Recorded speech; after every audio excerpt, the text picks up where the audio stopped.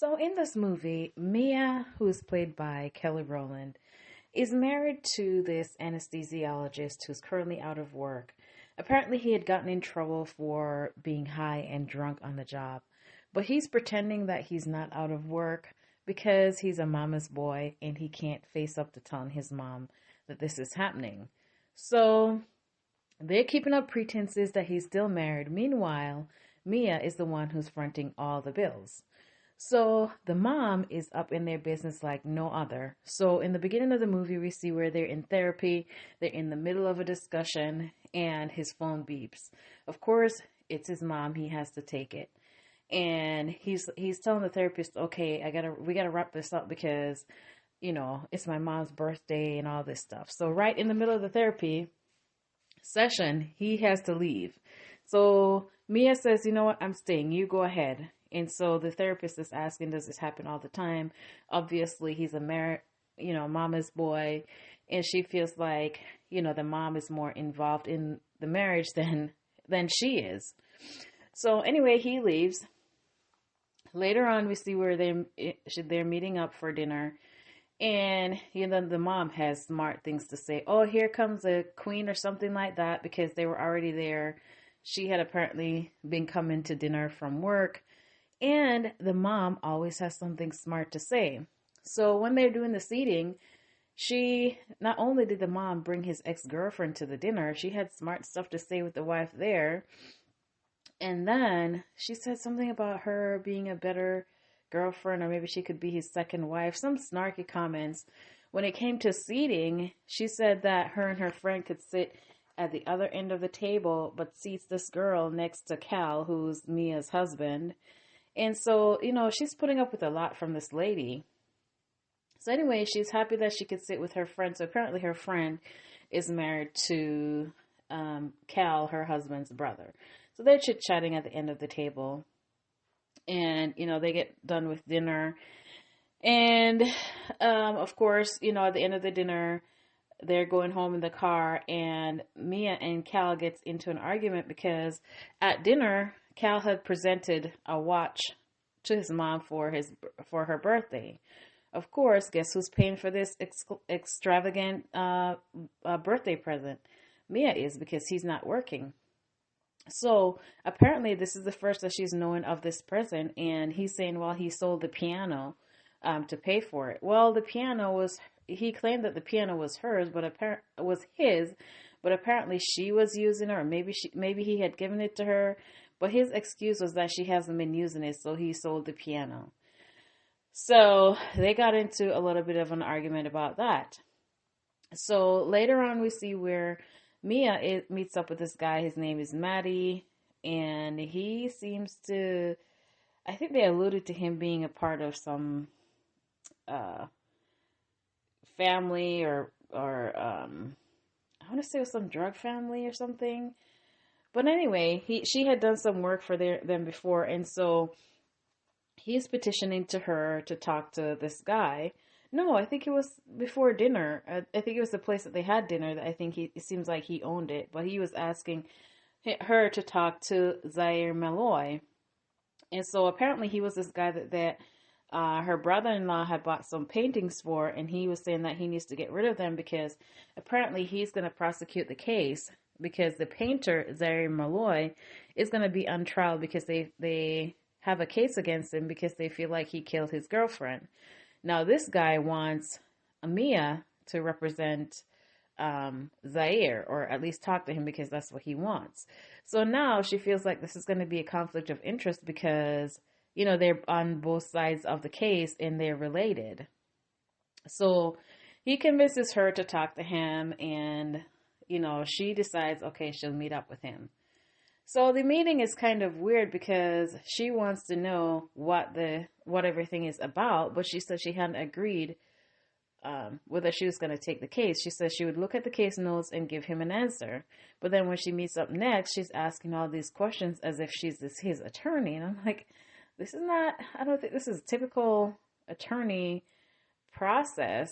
You'd have to agree to, take the case before you're delving into the case, and did you do it, or what happened, and all this stuff. So anyway, she was I think she was conflicted in taking the case, but meanwhile, she's playing along and she's acting like his attorney. But so eventually, because the family is pressuring him, meaning the mom-in-law and the brother-in-law, not to take the case because he says he wants to run for mayor and he's going to make this guy the poster child for whatever his cause is. So she should not take the case. Well, she tells them at that meeting that she has made her decision because up to this point she wasn't quite sure. So now, because they're trying to tell her what to do, she decides she's going to take the case. So now we see that they were meeting, after that, we see where they're meeting with the judge because of the conflict of interest. And so he decides that he would allow them to proceed with the case, but if he senses a whiff of impropriety, he's going to suggest them to the bar. So they agreed, okay, they're going to take on the case and move forward. So we see where the paparazzi are, continually following the guy, the artist, Zyair. So they decide that to meet at his loft. He's a painter, and when she goes there, I just feel like they should have had the meetings elsewhere, because when she goes there to talk to him, the place is just real moody. It's like dark. It's almost like I don't know. The lighting is low. It's mostly dark. The music that he has on is kind of soulful. He's there painting, and he's just kind of inappropriate. He at one point he was asking her about, when she was questioning him about the girlfriend. He started talking about what he likes with sex and all that. And at one point she had gone there with her PI and trying to gauge what she senses from him, have I guess, a second opinion on what he thinks, because he's good at reading people and he's going to help her gather information on the victim and anything that they could use for the case. So they were reading something from a folder that he had, and it insinuated that he is violent based on some things that the girlfriend had said, the girlfriend had said.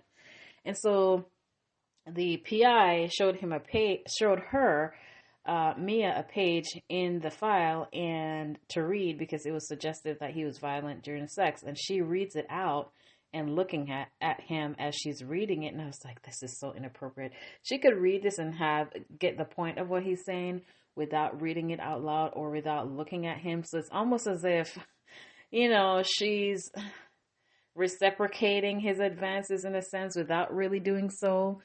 At one point she's there at the loft to talk again about the case. And he was asking her about her marriage, or talking about whether she, I guess he wanted her to relate to him in some sense. So he was asking her personal questions, which is kind of like a no-no when you're defending somebody. You don't want your personal life to meld into the case or for them to be involved in your life either. And so he got a paintbrush because he's a painter, and he took her hand, and that it was like, why let him touch you? She should have been like, no, we're not doing this.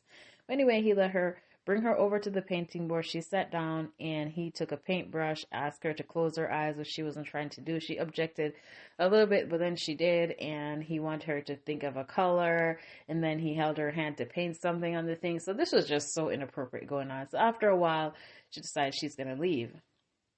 So then the next day, he was supposed to meet at the office. He came to the office, but when he came to the office, her husband was there. After she left the office, she went home, and her husband were, kind of getting, I guess, a little intimate. It doesn't seem like they were, their relationship is not in a good place. And it doesn't seem like they were, kind of close as they were before. But we see that night when she went home, they were doing it. And when he was done, he just rolled over. It was just such a bad sex scene. I was just like, my God, dang. He's just going to push her into this weirdo. I don't know which is worse, a drug addict or a murderer, a possible murderer. I don't know. It's like both are bad choices. But anyway, he's just on the bed. I just thought it was kind of funny. I'm like, really, Tyler? Really? So she gets up and goes to the bathroom. She's looking in the mirror, and then the scene ends. So I don't know if she was thinking about him, or I don't know. So after that happened, he came to the office. But that day after, Cal, her husband, had come to the office bringing flowers because he said he wanted to really try. And they're talking, and while they're talking, he comes up behind her and put his hand at the small of her back.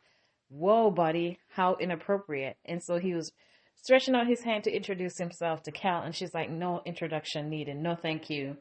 And so he goes on to tell her after Cal left that he doesn't want to meet in the office. The whole point of meeting in the loft was because of paparazzi. He doesn't like these people in suits. And he's like, "Meet me at my loft. Come talk to me at the loft." And he just left. So it's like, okay, well, maybe this is the point that, well, maybe I'm not the attorney for you, but what do you know? She goes to the loft. And I'm just like rolling my eyes. Really? Why are you going to the loft?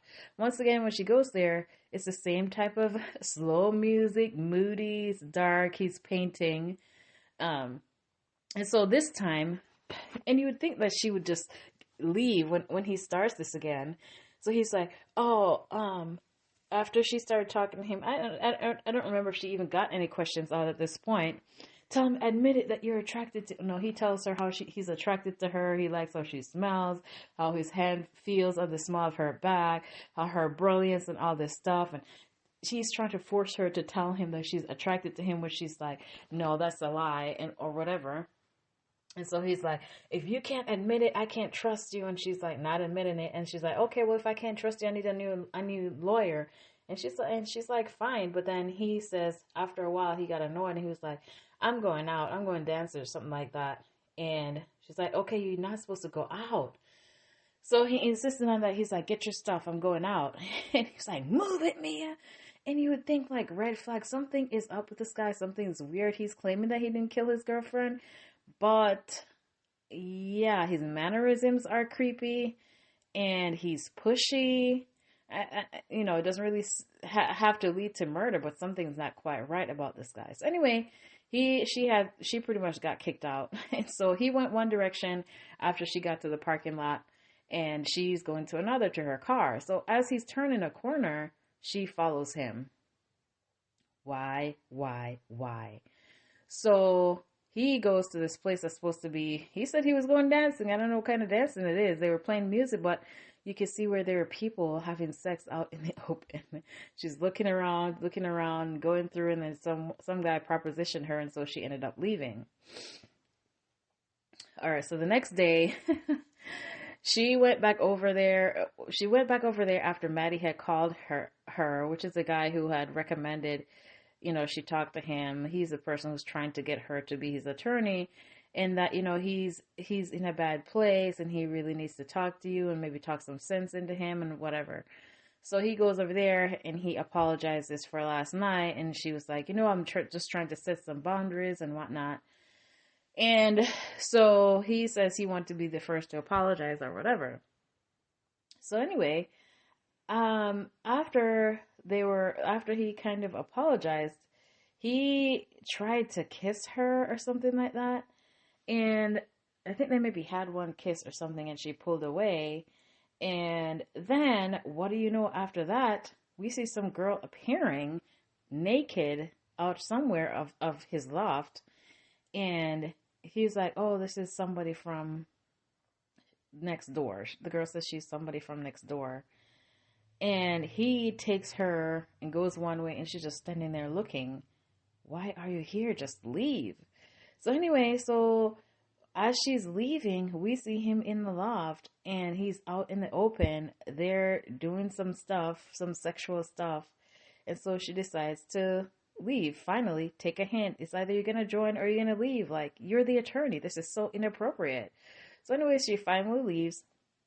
After she's back in her car, she gets a call from the PI. The PI had gone to Mexico to look for information on the girlfriend who had been murdered. But when he called, he had mentioned something about Cal. He spat something out because it sounded to him on the phone that something was wrong, and he thought that it was related to the husband. So she told, how he knows, I don't know, but he told her that Cal was at the hotel and sent her a picture. He was at some hotel with some lady. And so here she is now, and I was like, girl, don't do it. So now that her husband's cheating again because he had cheated before, now she's going to take this opportunity now to, I guess, get her lick back in a sense, because this guy had been making advances towards her, a potential murderer. And instead of using her common sense, she wants to get revenge, I guess. So she goes back up to the apartment. When she goes back to the loft, this man is on the bed with this the girl from next door on top of him doing you know what. And he's got his head hanging off the bed so he could see downstairs in the loft, and he sees her coming, and he's just being so creepy, licking his lips. It's just a creepy scene. But anyway, here she comes. Now this is just so wrong. I'm just like, why? Why?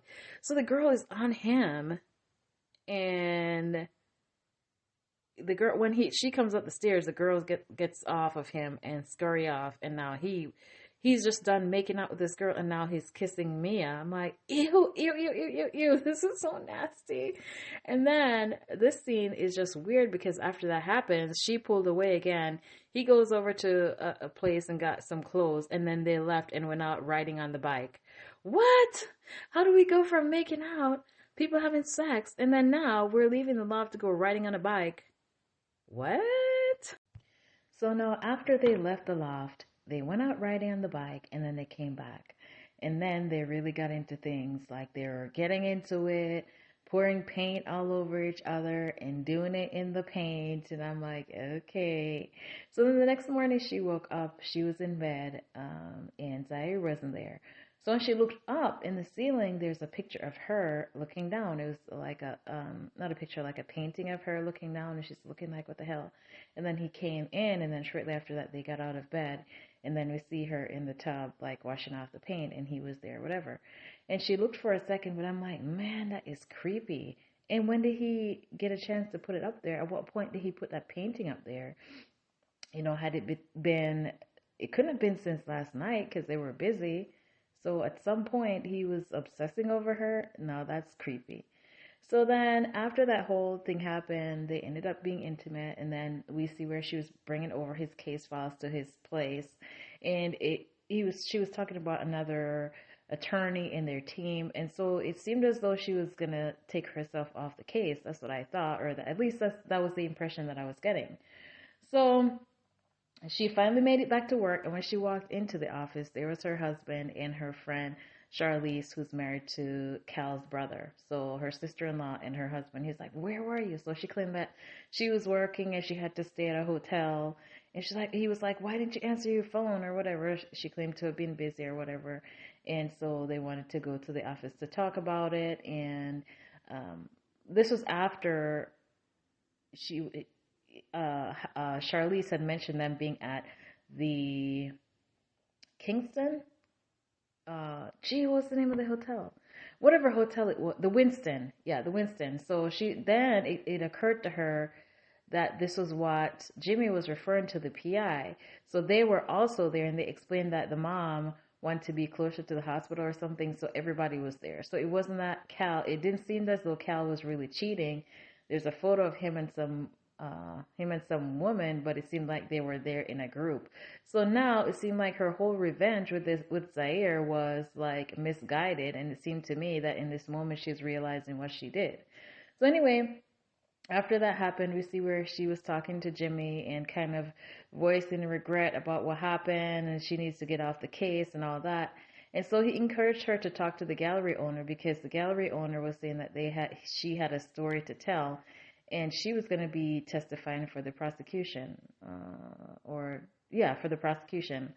And so he was telling her, like, go talk to her, because she doesn't want to talk to anybody else, but she'll talk to you. And after you talk to her, then you can decide if you want to stay on the case.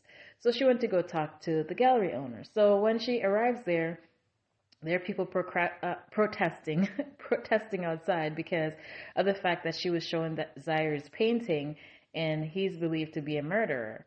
So then she opens the door to let her in, and we see where she opens the door. She yells at the people outside, "You ditches can go to hell!" I just thought it was so funny for a gallery owner to be yelling obscenities at people outside protesting. Why am I so tempted to say procrastinating?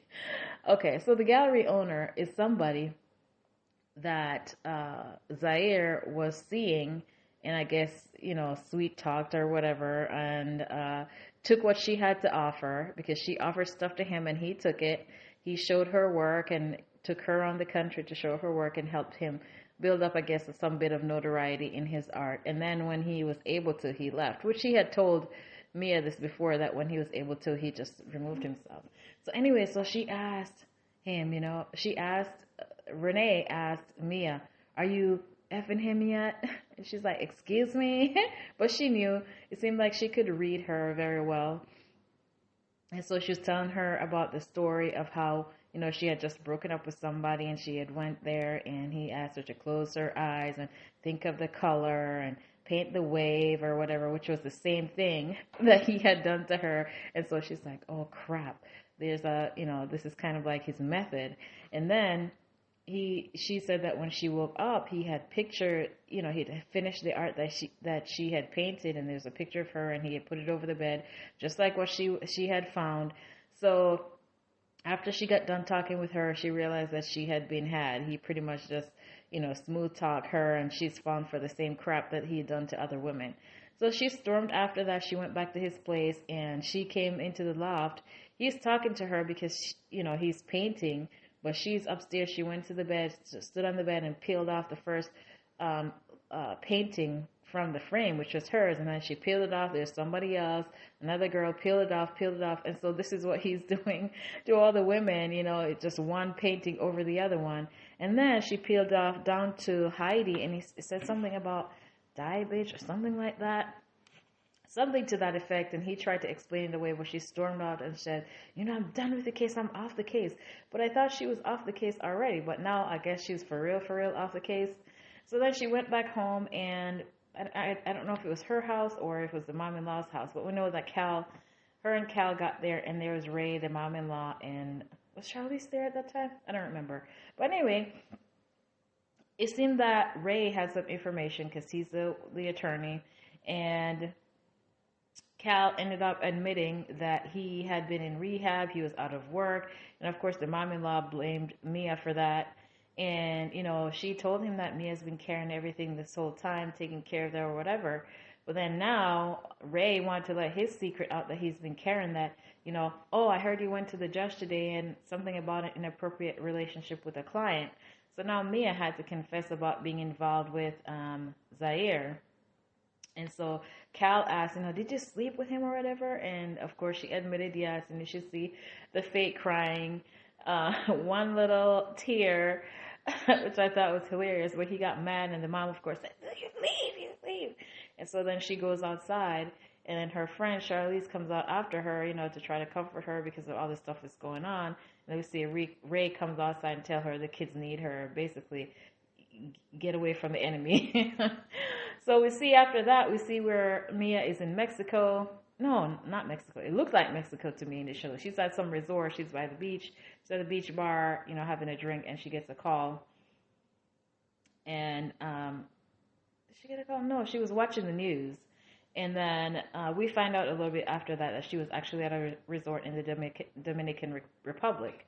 So she left the bar, and then as she was walking, this lady walked by, and she looked around, and she says, "Are you Heidi? Is your name Heidi?" And the lady took off. She chased after her, and she's like, we need to go talk to the police. And she's, resisting. And so then when she tried to take a picture of her, she sprayed some cleaning products or whatever that she found in this cart along the hotel, and took the phone and ran. So she's calling Ray to tell Ray that, Heidi's still alive. You're prosecuting an innocent person. So he said he would send some investigators down here and implored her to come back home. So she went back home and went to the mom's house. And when she got there, she asked Ray about the investigators. Did they find anybody? Shortly after she got there. And he said that they're landing as he said that they're landing as we speak. But in looking at him, something didn't seem right. And I was thinking to myself, like, is he sending them to go kill this girl, so the evidence of her being alive will no longer be there? So while she's there, Ray was giving her a drink and gave her a drink. And then when she was getting ready to cut something, the mom-in-law took the knife. So it was just really weird that something was up. They're trying to set her up, trying to drug her or something. She don't want her to be able to defend herself. And then she gets a call from Jimmy. Jimmy sends her some information because he's saying to make up for some misunderstanding, I guess, related to the issue at the hotel. So after she took the call, we see where she's looking in a closet, this is so convenient. There's a closet off the kitchen, and she opens it, and she sees a frame from Zyair's house. And when she pulls back the first layer in the frame, it was Charlize's face in there. So clearly, Charlize had fallen victim to this, Casanova as well. So the mom came out of nowhere, and, she knocked the phone out of her hand, and then she fell on it, her knee on it, so the screen cracked up. So both the mom and Ray are acting really weird, because Ray's asking, did you have a drink yet? It's like, oh, he wants to get her drunk or something, or maybe he had spiked the drink. So it turns out she sent the information that Jimmy had sent to Ray, and he's like, Ray, read my message. I sent you a message. Oh, it's all a ploy, and it seems like he already, I guess he's a part of it, because this whole thing, they claimed that the mom was sick, but the mom really wasn't. Ray said it was because he needed the sympathy votes, because he was going to run for mayor. And then, of course, I guess the beef that he had with Zyair was because he had slept with his wife. So she's just putting two and two together here.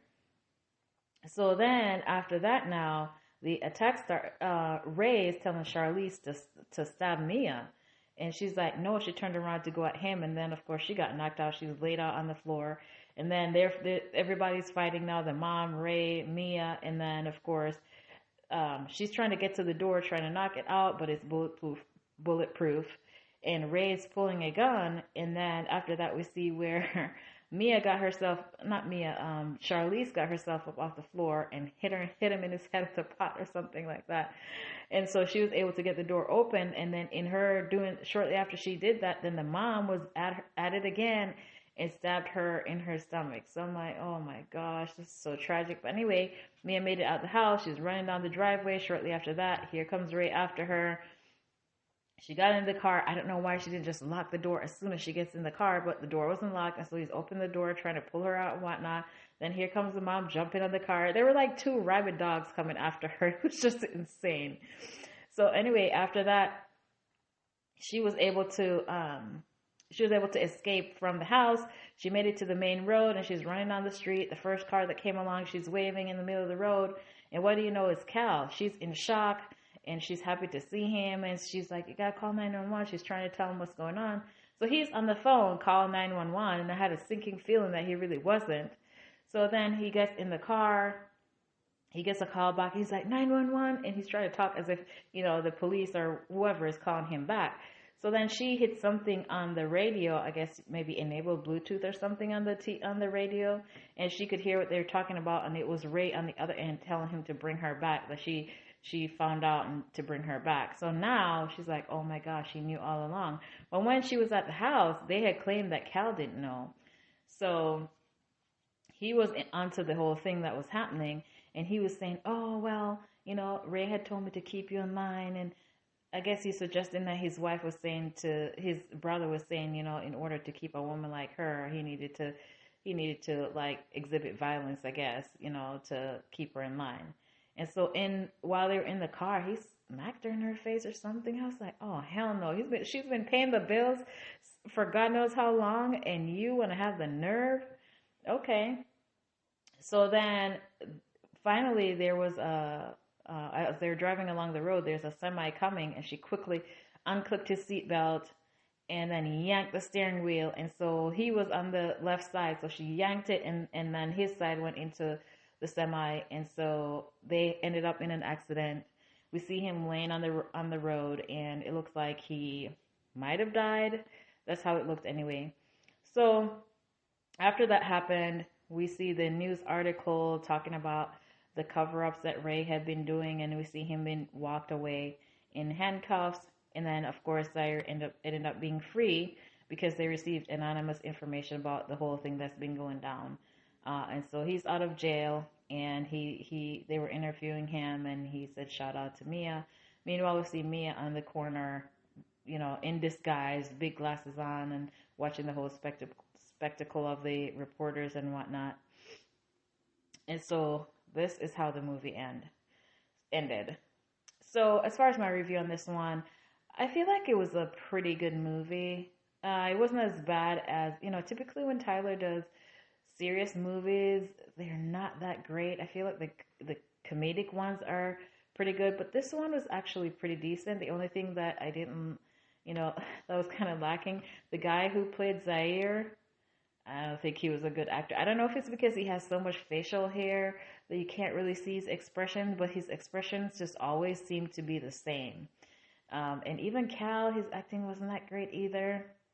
But I feel like the story kind of evolved into being pretty good towards the end, which I enjoyed. I didn't like that scene where she went over to the loft, and he ended up being in bed with that lady, and then the lady went away, and then he started making out with MEA. I'm like, what is this? And then after that, they ended up going out on the bike, and then they ended up coming back. That scene was kind of weird to me. Like, what is this? And then also the scene where MEA ended up running into Heidi in the Dominican Republic. What are the odds of that happening? So there were a couple scenes that I was like, I don't know about that. But overall, I feel like this was a fairly decent one for a non-comedy movie. And towards the end of, I guess the second half, I guess, had the most action to it, which I kind of enjoyed. So if you haven't checked this one out, or if you have, let me know your thoughts on this one. Was there what was your favorite scene? Did you think this was decent? Do you regret watching it if you have? Or what are your thoughts on this one? I would say this is not quite I would say maybe a 3.8. I would give this out of 5. I wouldn't really call it a 4-star movie or anything like that, but it was decent movie. Let me know your thoughts.